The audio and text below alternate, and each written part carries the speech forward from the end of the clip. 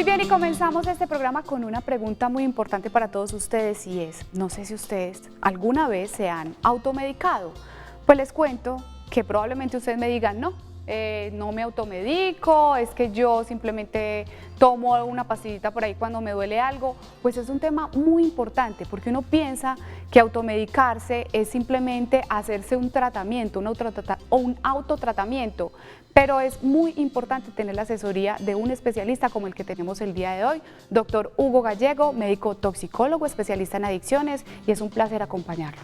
Muy buenos días, muchas gracias. El placer es mío para compartir con ustedes y con toda la teleaudiencia este tema tan importante. Claro que sí, doctor, y voy a estar acompañándolo yo hoy porque justamente hoy Olga Umaña y la doctora Francisca tuvieron unos inconvenientes, pero vamos a tratar de hacer a desarrollar este tema bien especial y de forma que nos quede muy claro y que juntos aprendamos. Claro ¿Sí? que sí. Doctor, entonces lo invito para Adelante. que nos sentemos y comencemos a desarrollar este tema que es vital, porque como lo decía doctor, uno dice, no, es que yo no me automedico, a mí si me duele la cabeza, pues me tomo una acetaminofén, me tomo un ibuprofeno, y uno piensa que eso no es automedicación, o sí lo es.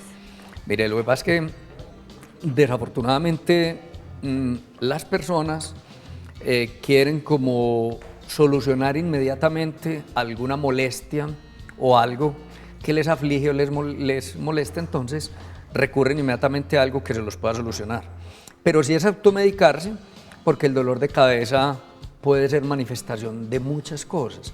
Entonces, una de los diagnósticos difíciles es el dolor de cabeza. El dolor de cabeza puede ser de una presión alta, el dolor de cabeza puede ser de una malformación en el cerebro, de un estrés, puede ser de un cuadro infeccioso que está empezando. Entonces, lo más importante sería es identificar como la causa, no quitar el síntoma, porque precisamente el dolor de cabeza es un síntoma Está indicando que algo está pasando, que no está funcionando bien. Exactamente. Doctor, pero entonces nuestros televidentes dirán, bueno, ¿cómo sé yo? Si a mí el doctor me dice, si te duele la cabeza, tómate este acetaminofén, ¿cierto? Pero entonces, ¿cómo sé yo que estoy llegando a automedicarme? Debe haber una enfermedad de base, debe haber, como usted nos lo decía, algunas indicaciones anteriores para saber que me estoy automedicando, una enfermedad, no sé. No, mire, por ejemplo, si el paciente ya ha consultado al médico, el médico ya lo conoce y conoce su caso, y por ejemplo le dice, mira, si de pronto estás como resfriado y te da una especie de virosis, pues entonces para el malestar podrías tomar tal cosa, entonces le manda un acetaminofén o le manda un ibuprofeno, pero previamente el acetaminofén o el ibuprofeno, pues hay que tener precauciones, porque en el caso del acetaminofén, por ejemplo, quien tenga un problema en el hígado, tiene que tener precaución con el uso del acetaminofén porque puede empeorar un daño del hígado.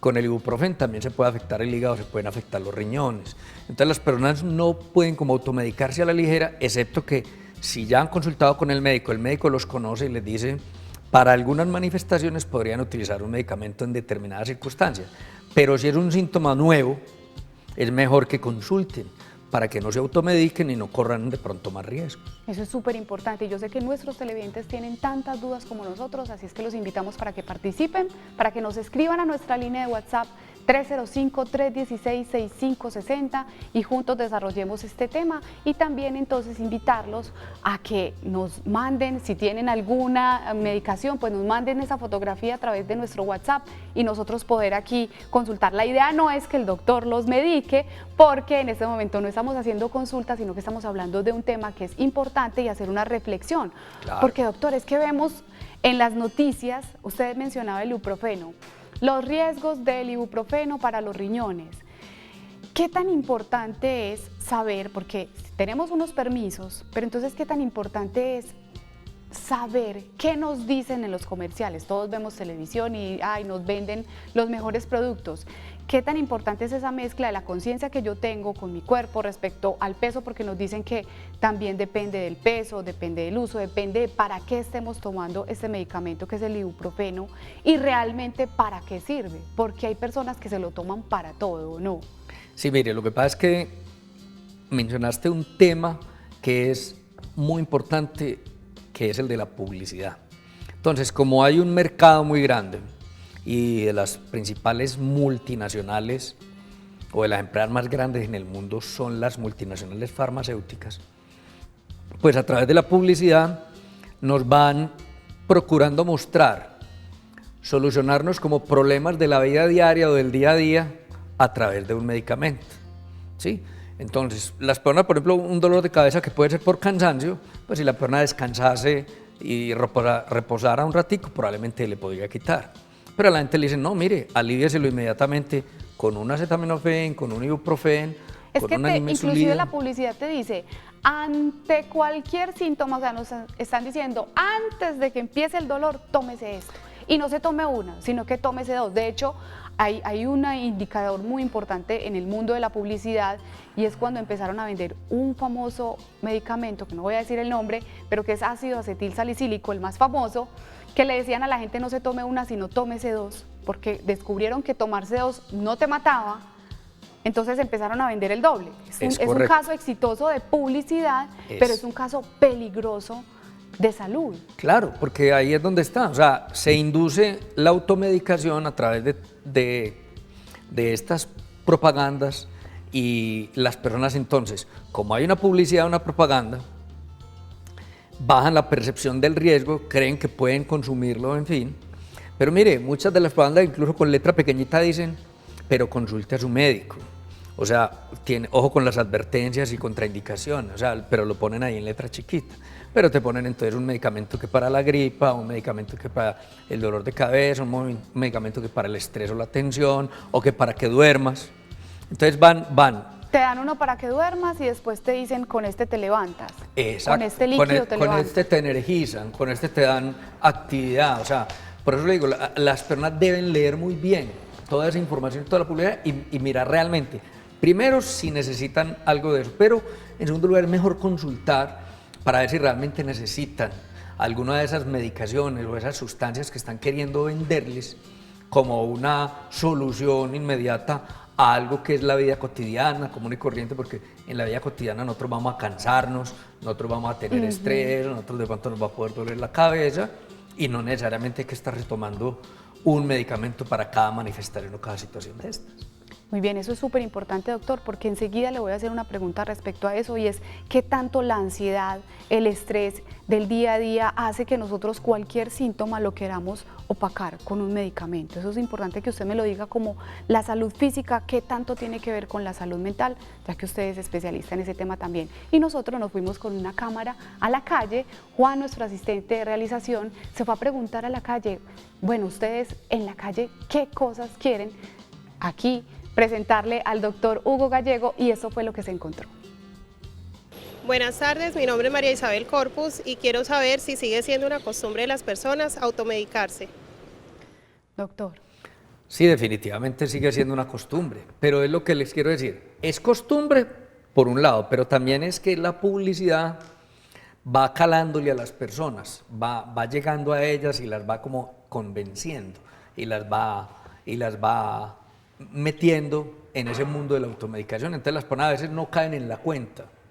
Entonces es muy importante como mantener como una buena salud física y mental y no necesariamente tener que tomar un medicamento o alguna sustancia para cada situación de la vida o del día a día.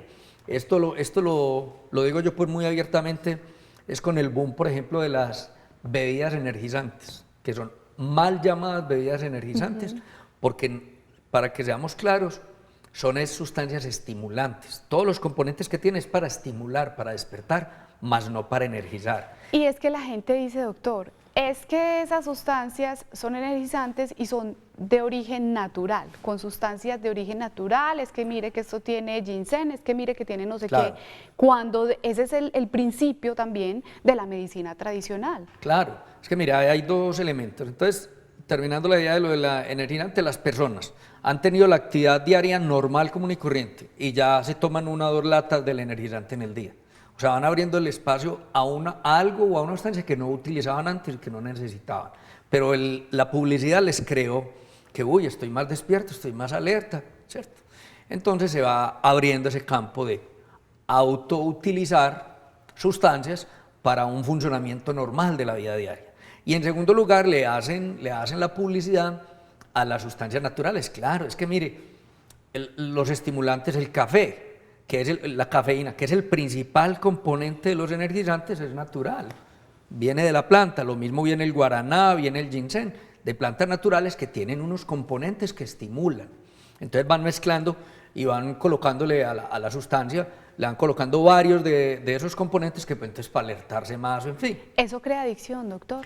Hay una discusión importante, sobre todo en Europa, donde comenzaron los energizantes en la década de los 70, en donde ellos han advertido que si utilizan mal utilizadas, las bebidas energizantes o sustancias energizantes podrían crear dependencia. De hecho, hay países europeos en los cuales solo venden el energizante bajo fórmula médica. Es cuando realmente el paciente lo necesita. Eso. ¿Y sabe por qué, doctor? Porque tengo amigas que tienen hijos, entonces dicen, no, es que yo ya tengo un hijo, tengo dos, tengo que trabajar, hacer un montón de cosas, y están recurriendo a esas sustancias energizantes pensando que como no son químicos, no les van a hacer daño a su cuerpo y tampoco les va a causar adicción, pero entonces hay que prevenir eso, claro, hay que evitarlo porque es algo que, yo creo que las vitaminas ahí funcionan, los suplementos vitamínicos, ¿o no? Claro, los suplementos vitamínicos funcionan, más no hay en los energizantes, no se ha demostrado pues que sean como un beneficio adicional a todas esas sustancias que mezclan en el energizante. Y para lo que mencionabas de las mamás que dicen que tienen que trabajar mucho, pues nuestras abuelas tenían 10 y 12 hijos y ellas lo que tomaban era chocolate o café, en fin, y hacían sus actividades común y corriente, no necesitaban ninguna de esas sustancias. Entonces, el hecho de que vengan de productos naturales no quiere decir que no puedan tener riesgos, y eso es un tema que podemos abordar ahora más adelante. Pero en segundo lugar, van creando como la necesidad o la dependencia. Entonces, por eso se advierte. Y mire, por ejemplo, los energizantes pueden dar arritmias en personas predispuestas a arritmias, pueden subir la presión arterial, aumentar el azúcar, o sea, descuadrar a una persona que tenga problemas de diabetes. En algunas personas les puede aumentar las migrañas, o sea, los dolores de cabeza, te les exacerba eso. Les puede, incluso en algunos casos, puede ocasionar, en personas que se aceleran mucho, que tengan alguna predisposición, se pueden presentar convulsiones, también está descrito. Entonces, mire que no son inofensivos. Igual que la cafeína. Claro, cuando igual yo que la me cafeína, tomo un café muy oscuro, en dosis altas, inmediatamente empiezo a sentir esa presión. Vámonos entonces con esta pregunta que nos formularon en WhatsApp. Tomar las medicinas alternativas como el ginkgo biloba, la melatonina y todas de su especie es una automedicación, ¿y qué consecuencias pueden tener? Estamos mencionando entonces ginkgo biloba, melatonina.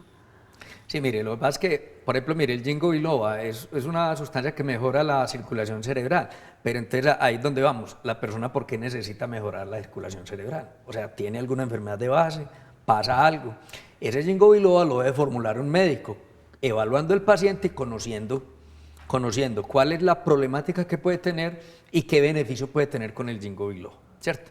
Y la melatonina nosotros la producimos de manera natural, o sea, entre las 6 de la tarde y las 9 de la noche es donde se produce mayor cantidad de melatonina en nuestro cuerpo y nos va preparando a nosotros para dormir, para el sueño, y del pegadito de la melatonina se produce más serotonina y uno se tranquiliza y todo. Entonces, si la persona va a tomar melatonina, ¿por qué necesita tomar melatonina? ¿Será que es que está teniendo problemas de ansiedad o de sueño? En fin, eso lo debe evaluar el médico y mirar si es oportuno suministrarle pues o formularle esto.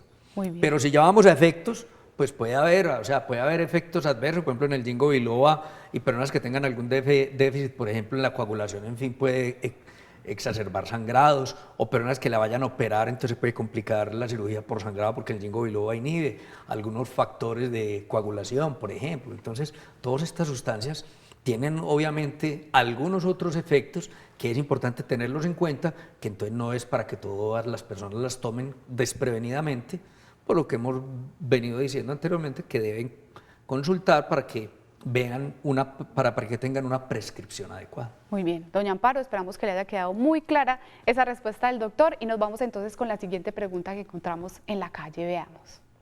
Hola, mi nombre es Joiner. Mi pregunta es, ¿por qué si una droga le hace bien a un amigo que tiene la misma enfermedad mía, de pronto a mí esa droga me hace mal? Y esto es bien recurrente entre las mamás, no solamente él mencionaba como droga, pero entonces es una medicación, un medicamento, y sucede mucho con las mamás. ve, es que yo tenía lo mismo que vos, tomate tal cosa, a mí el doctor me la mandó no sé qué, ¿para qué vas a ir a hacer fila por allá a la EPS? Súper importante hablar de ese tema, doctor. Sí, mencionaste algo y es que, claro, desafortunadamente las citas en las EPS son muy a largo plazo, la gente tiene que ir a hacer filas, entonces trata de automedicarse para solucionar el problema.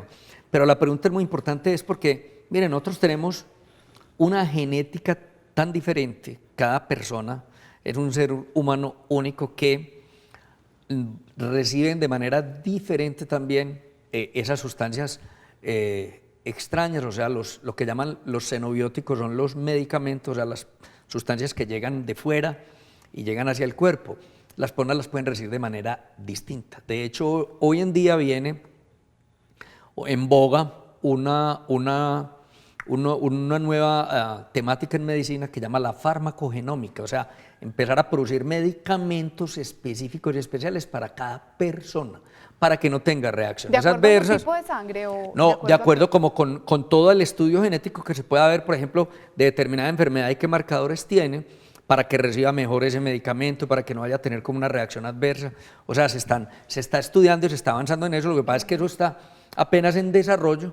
Primero porque es muy costoso, porque hay que evaluar como toda la parte genética de la persona. Por ejemplo, claro, si la persona puede recibir bien este medicamento o no, o si de hecho va a tener de pronto una reacción adversa. En este momento eso no se hace, sino que se manda como se manda a cualquier persona, le manda todo y se espera que le caiga bien. Pero mire que hay personas que hacen alergia a la aspirina, hay personas que hacen alergia al acetaminofén, incluso hay gente que hace doctor, inclusive uno puede ser alérgico, a mí me pasó con dipirona, que es es para el dolor. Para el dolor y para bajar la fiebre. Nunca había sido alérgica a eso, un día me enfermé, me intentaron poner eso y mi cuerpo reaccionó súper mal, entonces también hay que estar atento a ese tipo de cosas, por eso la importancia de no automedicarse, porque uno no sabe en cierto momento cómo el cuerpo puede reaccionar. Exactamente.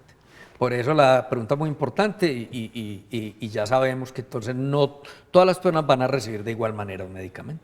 Muy bien, tenemos otro mensaje en WhatsApp, yo por acá estaba viendo otro mensaje, les recuerdo entonces que nos pueden escribir al 305-316-6560, nos pueden enviar fotografías, en fin, compartirnos sus experiencias respecto a este tema. Buenos días, yo quisiera saber si la medicina natural también hace daño. Yo tomo Artrifit para la artrosis y también Ariribid, qué pena no saberlo pronunciar. Muchas gracias, Dios los bendiga. Bueno, pero el doctor sí sabe de qué están hablando, sí, entonces ahí. Por ejemplo, esa paciente debe haber sido vista por un médico, y probablemente por un médico especialista, porque los medicamentos se utilizan en esos casos de artrosis, por ejemplo. Y si ya está evaluada, en fin y tal, la medican con el medicamento y hay que mirar la respuesta pues, de mejoría a sus dolencias. Pero otra cosa es que la medicina natural, entonces mire, muchos productos naturales son la base de muchos medicamentos que luego los sintetizan. Eso es lo primero que debemos tener claro. Y el principal ejemplo es la penicilina. La penicilina viene de un hongo.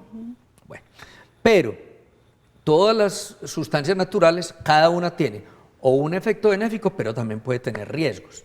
Entonces no todo lo natural es seguro para que las personas lo puedan utilizar. Ya he tenido, por ejemplo, mire, desafortunadamente, que una desintoxicación del hígado y de los órganos y para bajar de peso, y tuve una señora que tomando esos productos naturales tuvo una falla hepática fulminante y terminó en trasplante de hígado. Entonces mire, y productos naturales, entonces por eso uno tiene que ser muy precavido, de alguna manera desconfiado, en que no necesariamente todo lo natural puede caerle muy bien a la persona y hay que mirar a ver qué otros efectos puede tener. O sea, digamos la medicina se empezó a desarrollar con el voz a voz, todo eso a través de los años y que veían que le iban dando algunos efectos y todavía muchas de las sustancias pueden tener algunos efectos benéficos, pero todavía no se conoce mucho el mecanismo y a veces se desconocen muchos efectos adversos o los riesgos, entonces hay que tener precaución con las medicinas naturales. Usted mencionó algo muy importante, doctor, y es el antibiótico, porque las personas creen que si tienen una gripa o si tienen alguna cosa, dicen, no, yo ya empecé a tomarme un antibiótico, es que tengo una bacteria, empecé a tomarme un antibiótico, es que me estoy tomando lo que el doctor siempre me ha mandado. ¿Qué tan riesgoso puede ser automedicarse con antibióticos? Pues mire, casualmente esta semana estamos en la semana de la utilización responsable de los antibióticos, una semana que lanzó la Organización Mundial de la Salud, para que la gente no se automedique antibióticos y se disminuya la resistencia a los antibióticos.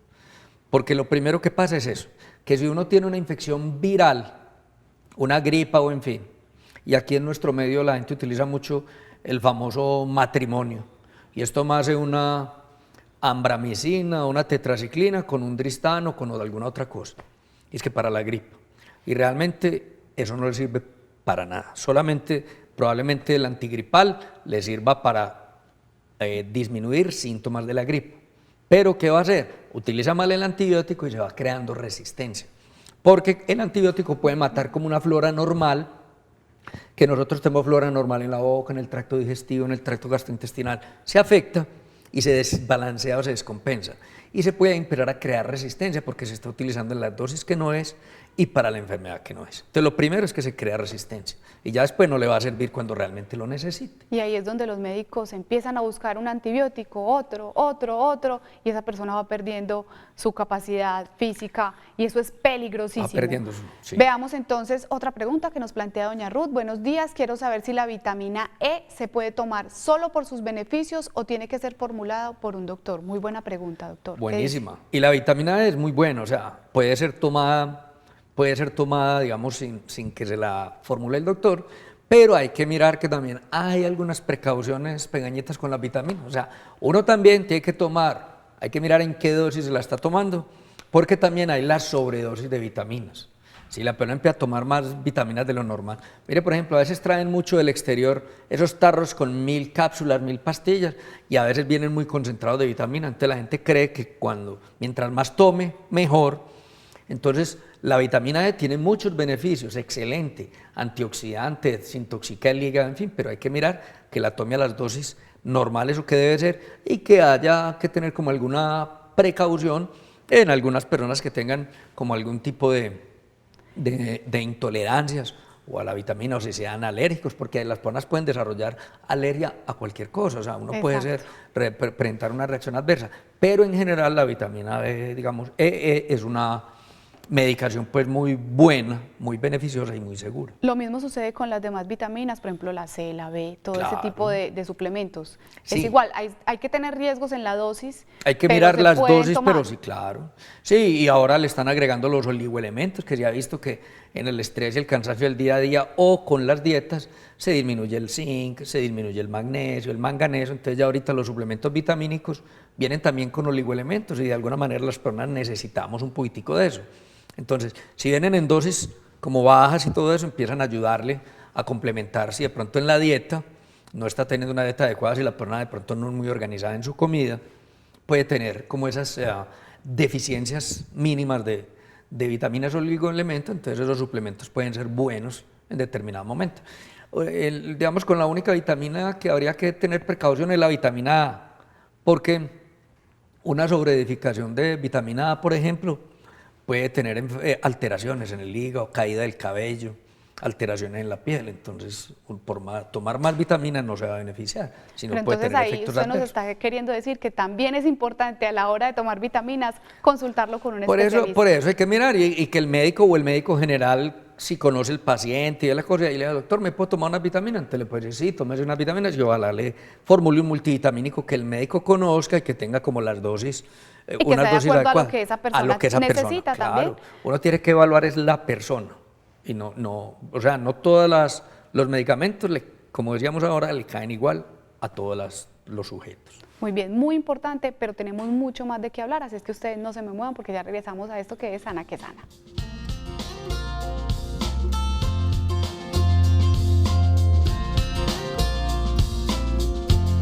Muy bien, continuamos en Sana que Sana y hoy estamos hablando sobre la automedicación y esto es bien importante. La automedicación trae consecuencias como empeorar la enfermedad que busca aliviarse o anular y aumentar efectos de otros medicamentos que el paciente esté tomando, pudiendo generar reacciones alérgicas, efectos cardíacos, nerviosos, dermatológicos y gastrointestinales, y por eso es tan importante nuestro tema del día de hoy. Este programa lo puede ver usted en YouTube la próxima semana a partir más o menos de la semana del 20, pueden empezar a buscar este tema que es tan vital para que lo compartan. Entran a la playlist de Sana que Sana o el grupito que ustedes ven en nuestro canal de YouTube de Sana que Sana, y ahí aparecen todos los temas, todos los programas de los que han hablado aquí la doctora Francisca y Olga Umaña, para que estén muy atentos a estos temas que son tan vitales y los compartan con sus familiares y con sus amigos. Les recuerdo nuestra línea de WhatsApp, que es 305-316-6560,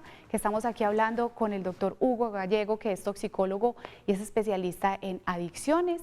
Así es que vital importancia de este tema del día de hoy, doctor, porque es que una cosa es una enfermedad, ¿cierto? Y otra cosa es autoenfermarse. ¿Se puede decir que automedicarse también puede generar riesgos en nuestro organismo? Sí, pues definitivamente, claro, como lo que acabas de leer, la persona empieza a automedicarse y puede generar alguna enfermedad producto o de la mezcla de medicamentos o de la utilización indebida de algunos de ellos, o formular sobredosis de los mismos o efectos acumulativos cuando empieza a consumir medicamentos por mucho tiempo, o generar adicciones, que también es muy común, que para inducir el sueño, que para relajarme, empieza a tomar X o Y medicamento, incluso como analgésico. Hoy en día hay un grupo de analgésicos muy grande que las personas se automedican para quitarse dolencias, dolores, y finalmente después terminan adictos a ese medicamento, que son medicamentos que tienen componentes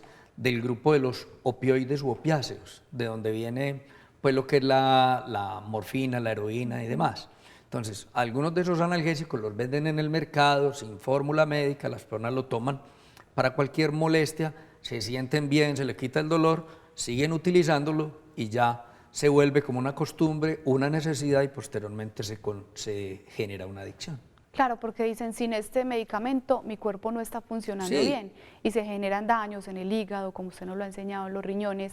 Doctor, ¿qué tan importante es cuando una persona ya tiene esa medicación, esa fórmula médica del doctor, qué tan importante es saber el peso a la hora de tomarse una medicina? O por ejemplo, quienes ya saben que si tienen un dolor en una articulación, no sé, algo muy eventual, van a tomar un ibuprofeno, van a tomar un acetaminofén. ¿Cómo saber el gramaje que se deben tomar? Bueno, generalmente los estudios son hechos en dosis por kilo, y las presentaciones que venden comercialmente vienen más o menos para esos promedios de personas entre 50 y 60 kilos. Pero sí hay que tener en cuenta esto, porque si la persona de pronto es obesa o tiene un sobrepeso, probablemente la dosis va a ser una dosis subterapéutica, o sea, por debajo de lo terapéutico, entonces hay que ajustarle la dosis. Y lo mismo si la persona es muy delgada, por ejemplo, de pronto en una dosis, por ejemplo, los niños no son adultos en miniatura, o sea, uno no puede coger y darle una dosis a un niño, una dosis de adulto, no, tome la mitad, o tome su muerto, no. Por eso están las presentaciones específicas para los niños en jarabes o de otras maneras, para precisamente ajustarlo de acuerdo con el peso, y es muy importante. Bueno, y la pregunta del millón, doctor, ¿es tan importante también saber a qué laboratorio le voy a comprar el medicamento? Eso tiene que ver, porque muchas veces, y con nuestro sistema de salud, la gente acude a medicamentos genéricos, porque pues los medicamentos originales de su laboratorio son muy costosos, pero eso tiene que ver también con el alivio de enfermedades, ¿o no? Lo que pasa es que, mire, hay muchos elementos, y mire, digamos, hacer como un paréntesis, en estos días que ha habido como el ruido de que han encontrado unas latas de atún contaminadas con mercurio, por ejemplo, sí. Es una práctica que normalmente el INVIMA no hace. Entonces, cuando sacan medicamentos, generalmente el que investigó la molécula al laboratorio le dan como un privilegio de ser exclusivo por determinados años, entonces sale más, digamos, más costoso, sale alto el medicamento. Después de que se vence ese tiempo de privilegio, ya el laboratorio tiene que soltar la molécula para otros laboratorios, y ellos la empiezan a producir o a procesar de manera genérica o con otros nombres comerciales, y baja el precio. Pero, mire, el INVIMA no hace una cosa que nosotros hemos investigado en la universidad, y es, el INVIMA lo que los requisitos que tiene para aprobar un medicamento es que haya unas buenas prácticas de manufactura, que tenga usted una buena planta de producción, que esté organizada, en fin, pero usted no analiza, si no hay una queja específica, no analiza, por ejemplo, si este acetaminofén de esta marca y este acetaminofén de esta otra, si tiene realmente los miligramos que dice y si realmente sí se disuelve o no se disuelve. O sea, eso no lo hace. Cuando hay una queja, entonces sí los analizan y entonces dicen, uy, este sí tiene los 500 miligramos, pero mire, es una pastilla tan dura que se la toman y no se disuelve en el organismo, entonces no alcanzan las concentraciones adecuadas. O han encontrado acetaminofén que dice que tenía 500 y realmente tienes 375 miligramos.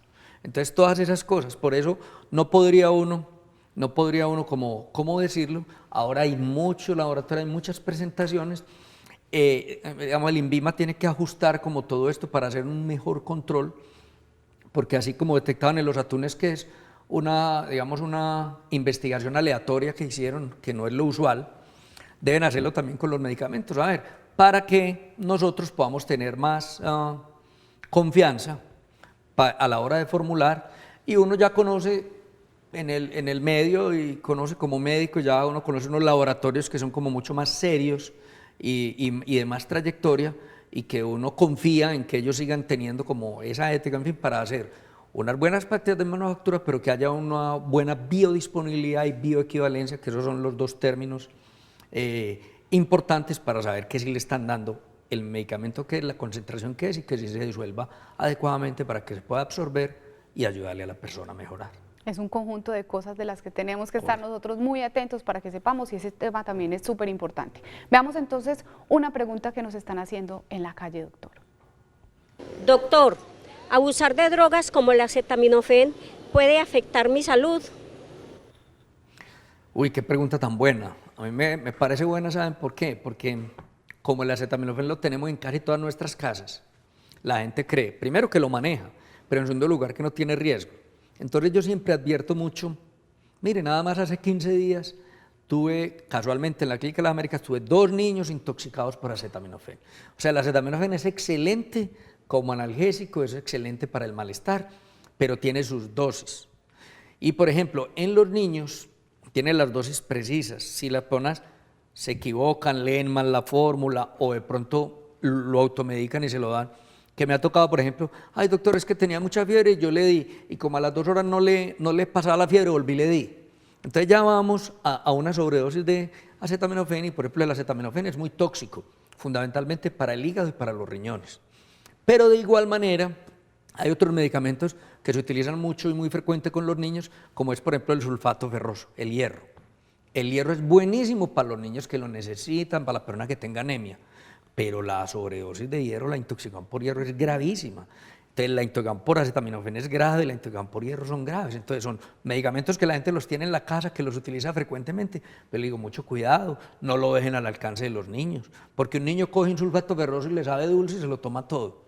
Ahí se fue una sobredosis. O le dejan el jarabe del acetaminofén, que también es dulce, para que los niños lo puedan tomar, y se lo dejan, de pronto ahí se descuidan un ratico, se lo toman todo y viene la sobredosis, cada la vez intoxicación. los laboratorios se preocupan para que a los niños les guste el sabor, Claro, entonces por supuesto. ellos quieren, mami, dame más, Sí, hay que estar muy porque es atentos como con eso. un dulcecito, entonces se quiere que se tome el medicamento y que lo reciba bien cuando lo necesite, pero hay que guardarlos bajo llave, no descuidarnos en ningún momento, porque podemos tener ese tipo de accidentes y son intoxicaciones graves. Muy bien, doctor. Creo que tenemos también otra pregunta por aquí en nuestro WhatsApp. Buenos días, Ana Quesana. No me gusta tomar antibióticos a no ser que los envíe el doctor. Cuando toca tomar para algún tratamiento que hay que tomar o comer para que ese antibiótico no haga daño a otros órganos. Y también la gente se asusta, doctor, porque con el antibiótico se genera, digamos, hay daños como intestinales, pues la flora intestinal. Es necesario que la gente sepa ese tipo de cosas, qué deben comer junto con los antibióticos, qué no deben hacer, o sea, cómo debe ser esa combinación. No, lo que pasa es que, mire, ahí en general depende pues del antibiótico. Una de las recomendaciones es que el antibiótico debe tomarse después de la comida.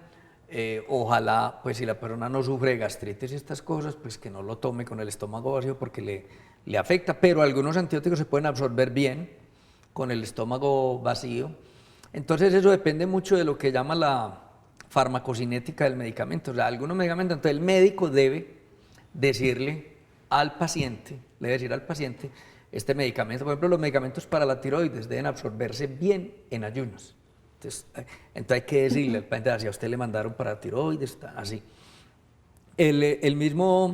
Los mismos inhibidores de bomba de protones, que es el omeprazol, y todo eso que es para las gastritis, deben tomarse en ayunos, porque ahí es donde hacen el mejor efecto y el mejor beneficio. En el caso de los antibióticos, unos se pueden tomar antes, otros con las comidas, otros después, o sea, ya vendrá como la recomendación del médico.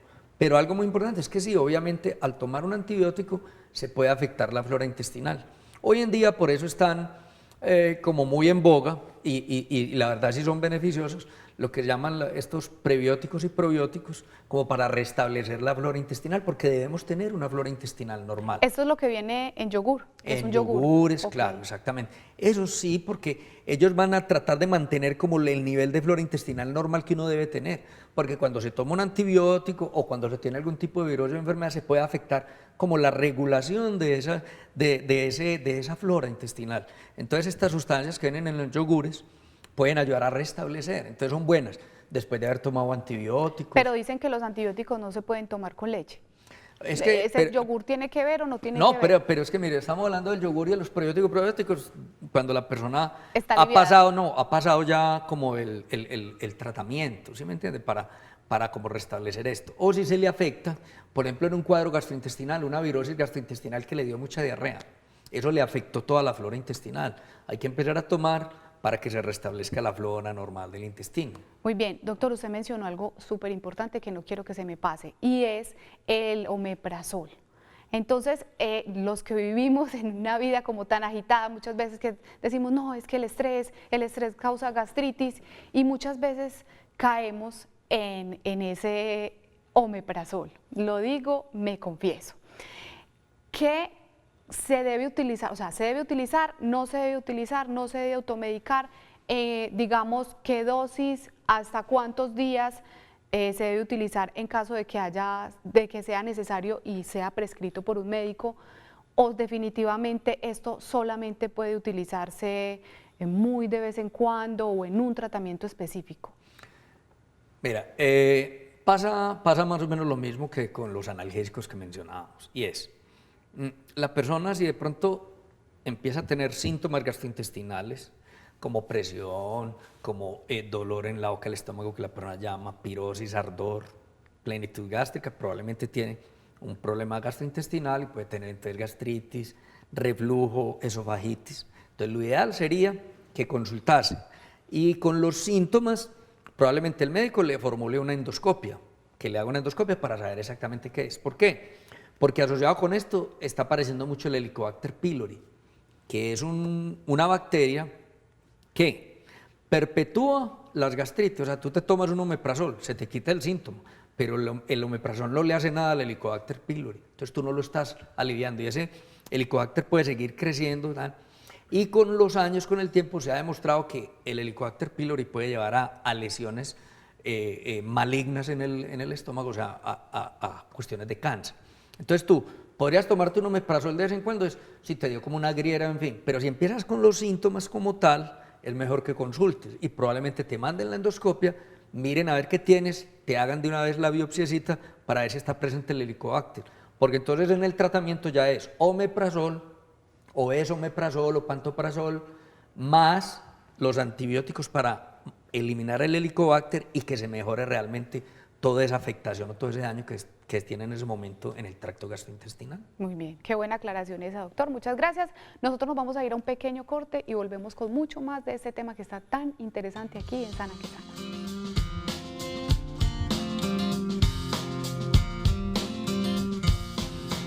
Continuamos en Sana que Sana con este tema tan importante que es la automedicación, y miren, a propósito, riesgos de la automedicación. La nefropatía por analgésicos es uno de ellos y consiste en el daño en los riñones causado por la mezcla excesiva de medicinas, en particular los analgésicos de venta libre. Otra de las posibles consecuencias de automedicar es crear en el paciente una resistencia a los antibióticos, un tema bien importante que el doctor nos estaba hablando ahorita hace un momento. Tenemos entonces también una pregunta en WhatsApp. Tengo artrosis generalizada y tomo cada vez que tengo dolor acetaminofén 500. Me tomo 2 pastillas por la mañana y 2 por la noche, pero solo en caso de dolor. ¿Hasta qué punto puedo seguir consumiendo si hay un límite de tiempo en donde el organismo lo rechace? O sea, ya nos está hablando de esa resistencia. Muchas gracias a nuestra televidente, no tengo el nombre por acá. Doctor, me parece muy importante esa pregunta. Sí, pero mire, por ejemplo, la artrosis debe ser una persona de más de 50 años, porque no es lo común que se encuentren personas menores con artrosis, aunque hay casos. Entonces, en primer lugar, esas personas tienen que mirar si que mencionabas ahora de el funcionamiento de los riñones, el funcionamiento del hígado, pues no tienen alteraciones, para que pueda utilizar de manera segura, continua, pues el acetaminofén cuando tenga mucho dolor y que no vaya a tener ningún problema. O sea, si ha revisado y chequeado sus pruebas de coagulación, su hemograma, su función renal, su función del hígado, y todo está bien, puede utilizar el acetaminofén. No es lo común que el cuerpo se lo vaya a rechazar, no. Lo que hay que mirar es que de pronto no crea resistencias. No se crea resistencia, lo que pasa es que la artrosis, como es un problema degenerativo, puede ir aumentando, entonces ya después no le va a servir el acetaminofén, va a tener que combinar con otro tipo de analgésico, porque es que es un desgaste, la artrosis es un desgaste, y el desgaste va aumentando. Y también ese tema de la lírica, que muchas personas la con los dolores, es pregabalina, con las rodillas, que dolor en los hombros, las articulaciones, se automedican con esto. La pregabalina es muy buena para esos dolores, es excelente, pero tiene el riesgo de que si la empiezan a automedicar, se crea dependencia a la pregabalina y la persona ya después no es capaz de vivir sin ella. Entonces se crea una dependencia. Entonces es muy importante advertir que la pregabalina de vez en cuando y para dolores o si la van a necesitar por un tiempecito, listo, la utiliza por un tiempo, pero después tiene que descansar para que no se cree como eso es una neuroadaptación y se crea una necesidad, una dependencia. Muy bien, doctor. Hemos hablado de cosas súper importantes y algo que me llama mucho la atención ya para empezar a concluir es que cada persona es un mundo diferente, es una creación de Dios única y necesita ciertos estudios que también deben ser únicos, porque no es lo mismo medicarle a una persona de avanzada edad que a una persona joven con cierta alimentación, con ciertas condiciones de salud. Entonces, ¿qué tan importante debe ser esa consulta con el médico, ya como conclusión? Es que mire, como conclusión, nosotros los médicos no tratamos enfermedades, tratamos pacientes. Y cada paciente es un mundo y es una persona diferente. Por eso las personas tienen que asumirse, ellas también, como únicas. En donde yo, asumirme como único, debo consultar para ver qué es lo que mejor me pueden prescribir a mí. Que no va a ser lo mismo del mi vecino porque yo tengo una información genética y tengo una cantidad de variantes y cosas distintas que puedo recibir de... Hasta el tipo de sangre influye ahí, ¿cierto? Tipo de sangre, la forma en que se metabolizan las sustancias, en que se reciben desde el mismo tracto gastrointestinal. Entonces, lo mejor es que la persona consulte. Si ya tienes, mire, si hay médico de familia, médico de cabecera que ya los conoce, él les puede prescribir o decirles, darle la recomendación, no, yo como usted lo conozco, claro, si le hace olorcito de cabeza, yo creo que el suyo es por esto, puede tomarse este ibuprofeno, este acetaminofén, pero ya que la persona sea conocida, que el médico la conozca, en fin, para que tenga seguridad en la prescripción, pero por favor no automedicarse por todos los riesgos que tenemos de resistencia a los antibióticos, de toxicidad de las mismas sustancias de común y corriente y de la posibilidad de crear adicciones a las sustancias. Muy bien, doctor. Muy claro que nos ha quedado, muy importantes todas esas recomendaciones y yo a ustedes también les tengo una recomendación muy especial y es que el producto de Navidad de nuestro canal es este hermosísimo madero de la vida, para que ustedes hagan sus pedidos a domicilio a la línea 322-9050, opción 1, además de esta hermosa luz, también tiene sonido y la Virgen que ustedes ven ahí adentro es la Virgen de la Vida. Adquiéranlo para sus casas, adquiéranlo para regalos, es un producto único con el cual usted está colaborando para que Televid tenga larga vida y nosotros podamos seguir funcionando. Doctor Hugo Gallego, ¿dónde lo pueden encontrar a usted? ¿Dónde pueden hacer una consulta? Estoy en la Clínica Las Américas, en la Torre Médica Las Américas, mis teléfonos 345-9165, 345-9166, 345-9167. Muy bien, doctor. Muchísimas gracias a todos ustedes también por haberme aceptado aquí en Sana que Sana. Un abrazo muy grande y yo espero que mañana vuelvan Olga Umaña y también la doctora Francisca. Un abrazo para todos. Chao, chao. Gracias, doctor.